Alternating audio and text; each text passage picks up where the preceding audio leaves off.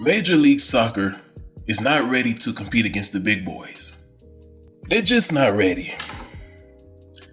They got a lot of work to do. And the reason why I believe that they're not ready to compete against the big boys is it's just so much discrepancies right now. There's just so much conflicts of interest. They're not really viewed as a legitimate major league compared to other leagues from around the world. Now, I know it's a fairly young league. It's one of the youngest major leagues in America. It's only been around since the 90s. While NFL, MLB, NBA, they've been out much longer. And I'm not really sure about NHL, how long they've been around, but Major League Soccer is fairly young. But it's just the way that Major League Soccer does business. They don't come across to me as a league that's ambitious enough to be up there with the NFL in terms of popularity. They just don't seem ambitious enough to be on the same level as the NBA. The main thing that's benefiting Major League Soccer in their rise of popularity is the change in the American demographic. And instead of America being heavily majority, instead of the American demographic being like a heavy majority of white and black, it's starting to get more diverse. And not only Hispanic diverse, but people from Africa, Asia, just every continent from multiple countries are becoming American residents, and they're having children in America. That's just a lot of people from different parts of the globe are migrating to America, and it's been like this for years. So the country is becoming diverse, and in other countries outside of America, soccer or football, it's called soccer in America, but everybody else calls it football. That's the most popular sport. And so they bring those same values over here to America. That's one reason why Major League Soccer is growing in popularity.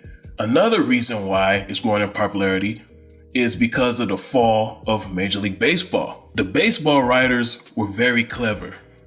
I don't know what they had against Barry Bonds, but one thing I know is that they were not pleased with him becoming the home run king. These writers single-handedly destroyed the image of Major League Baseball, and the league went right with it.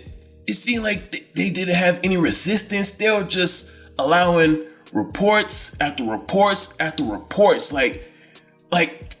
Well, I remember this almost like it was yesterday, because I was like in high school around this time. I think Bonds broke the record in 2007. So this was like in 2007.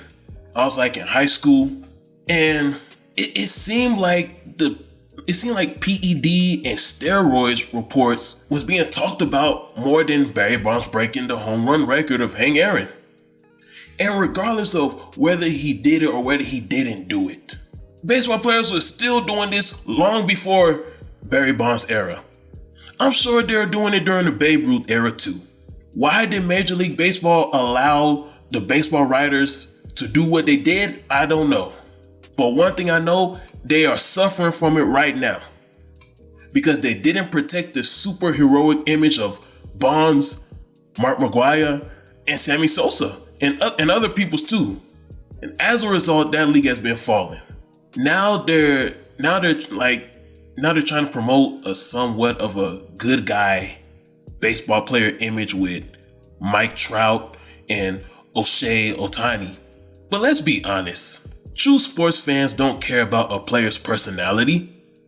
We just want to see the best of the best play. Most of us don't care about what a guy does off the field, as long as he don't do anything that will cause him to miss a game.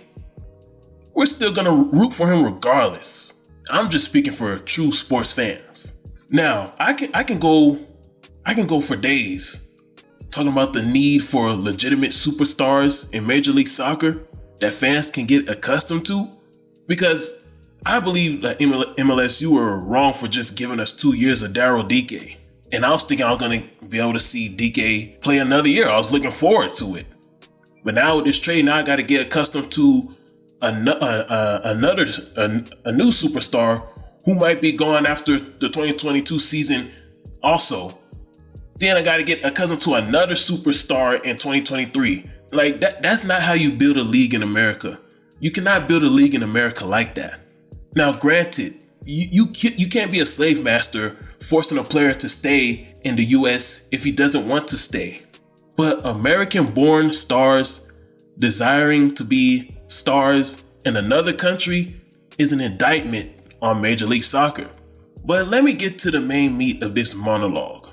And the main topic of discussion is owners of other franchises becoming an owner of an MLS team.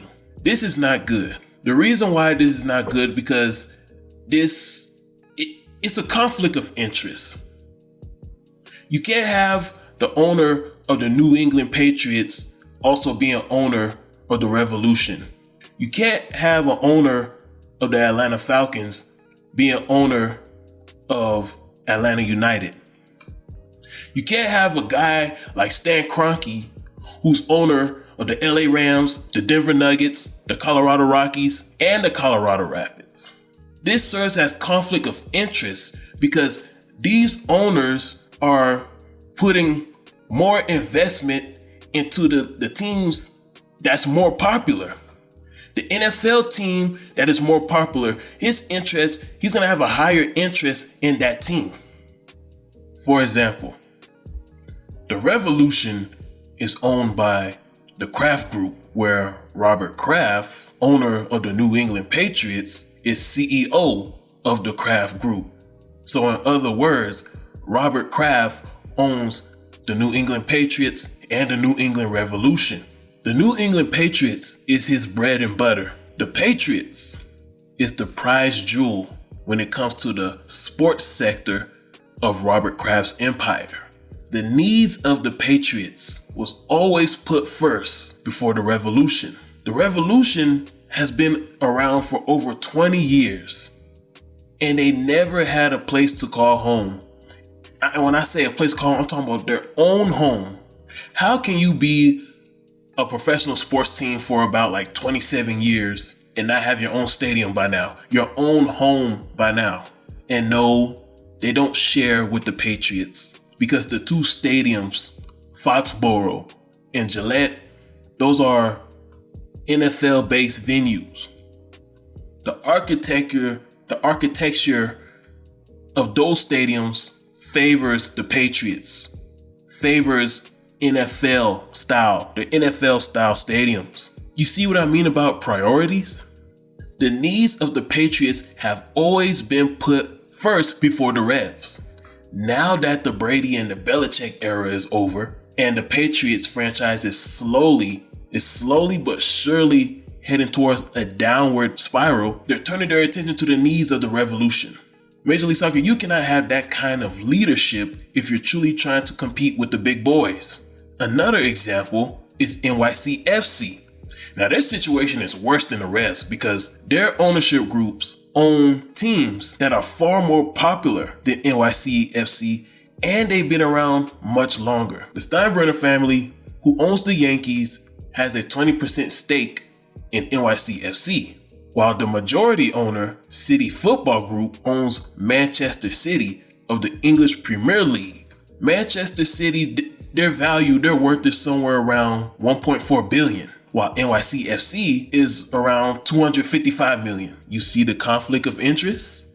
The team that has the most value gets the most attention. The team that has the most value gets treated better. The team that has the most value, their needs are taken care of first and much faster than the team of lesser value.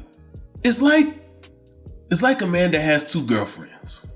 The prettier girl gets to cruise on a private yacht, while the other girl gets a date to the movies. Manchester City is that prettier girl that gets the filet mignon and the fancy wine, while NYCFC, she just gets popcorn and Kool-Aid. Think about it, NYCFC. Do you think that Citigroup would allow Manchester to be homeless due to a parking garage dispute? The Yankees, their worth is somewhere around $3.4 billion. They are also the prettier girl to the other owner, which is the Steinbrenner family. NYCFC, you're not only the side chick to one rich guy, you're the side chick to two rich guys. And Major League Soccer isn't intervening because they're that big brother that just wants to be accepted by the cool guys. They want to be viewed as a real league so badly that anybody who comes along, they'll roll with them. Anybody who accepts them, they're happy. They're that type of brother who's not popular, but desires to be popular so badly that when they see the popular guys mistreating their sister, he won't intervene and do nothing because he wants and needs that popularity status. Major League Soccer is in a popularity crisis. Somebody commented on one of my other videos saying that the MLS should focus on closing the gap with the English Premier League. But my question is, how can you close the gap with the English Premier League when you're not even on the same level as Major League Baseball? How about we focus on closing the gap with Major League Baseball? Because Major League Soccer is not there yet. There's potential, but it's just not there yet. Who you wanna be like? Who you picture me like? What will I be when I grow up? Cause I never want to be like them. Cause they never seen me shine, nah. And I'm sorry for the me time, nah.